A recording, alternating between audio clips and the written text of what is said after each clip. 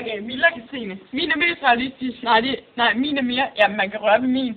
Farah siger, det er 2 størrelse nummer end min. I siger Nana, beefboat. Er det ikke bøf, der er brugt op? Sarah, lærerforberedelseslokale er bedre end kopirummet. For en lærerforberedelseslokale tager længere tid.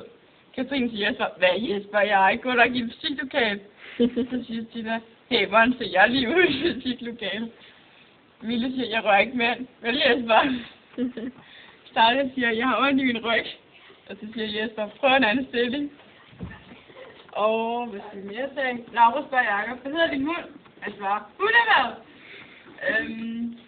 Mille snakker med Anders. Ej, vi havde ikke engang fået så meget herovre. Ina siger, brug til jeg kommer, når du mindst venter det.